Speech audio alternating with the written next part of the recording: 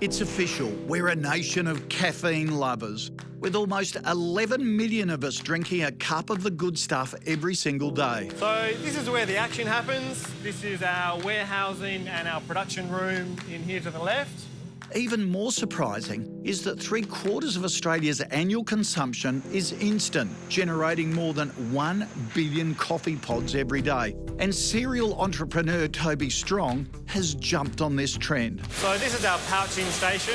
So this will count 10 pods and then put them into a pouch, seal it up, and then they move along the conveyor here.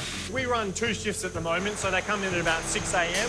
and finish at about 11 p.m. We make about 150,000 pods during that time each day. Strong co-founded Podpac, a coffee pod manufacturing business, back in 2012, when he discovered a problem that needed solving. So it actually started over here in a conversation in a major retail store. So I just happened to be in the store and overheard a couple speaking to the sales assistant. They wanted an espresso machine and they asked, can you box it up and you can put in 100 pods as well to take home? And the sales assistant said, no, sorry, I can't. We don't sell the pods here. And they were dumbfounded. They actually walked away, and it was over here in that conversation that I really realised there was a gap in the market. And I wanted to be the first person in Australia to do something about that. And what have been the steps to get to, what is a magnificent facility now? So after overhearing that conversation, we just scoured the world for anyone that was producing compatible pods with Nespresso. And it all sort of grew from there. It progressed from importing somebody else's brand to developing our own brand, and then eventually setting up a production line in Australia.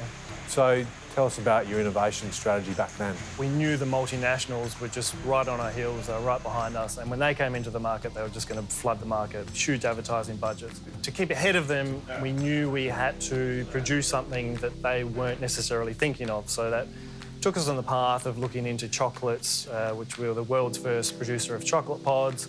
And then that led to a sugar-free kids beverage as well, so strawberry and honeycomb and iced coffee and all these different types of beverages.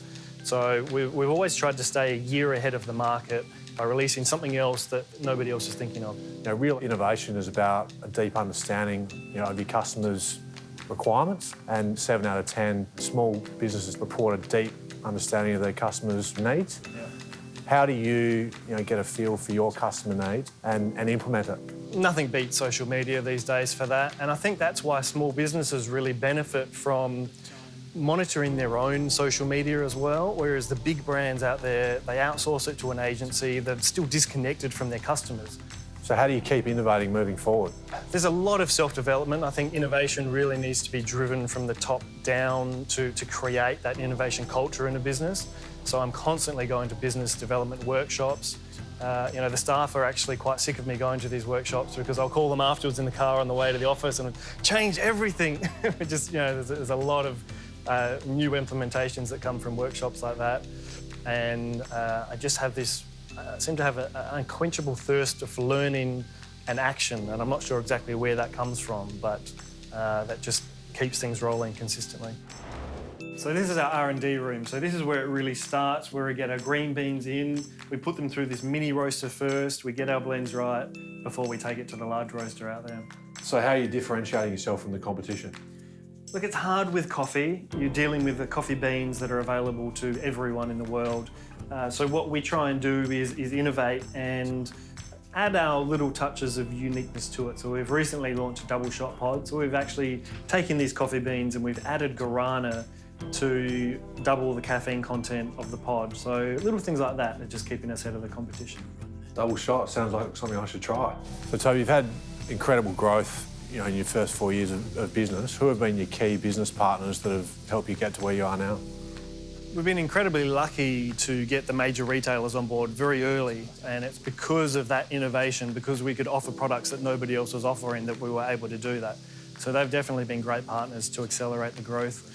Beyond that, our suppliers, we always try and source products locally in SA. If we can't find it in SA, Australia, and then only if we really can't find it in Australia, then we go, we look for overseas. And beyond that, NAB have been a huge supporter of ours from day one. And at a time when a lot of manufacturing was leaving Australia as well, we had that support. We were actually wanting to bring manufacturing to Australia, which we were being advised against by a lot of people. So that support early on really helped us out.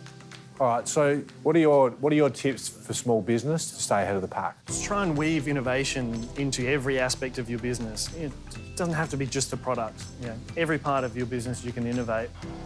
And also take the hard road as well. So for us, manufacturing chocolate pods is an absolute nightmare. So the chocolate dust just gets in all our sensors and our efficiency just really nosedives. But it's a real barrier of entry for other manufacturers to try and copy us and do that. So even though it's difficult, it still keeps us ahead of them. So You're obviously a natural entrepreneur. You've got an unbelievable business here. Really appreciate your time and look forward to catching up in the future. thanks for coming down. Cheers. Hey, thanks for dropping by the KBB YouTube channel. If you want a whole lot more where this came from, press the subscribe button and it will open a Pandora's box of great videos that not only are educational, full of great advice, but also really inspiring. Just what we need as small business owners.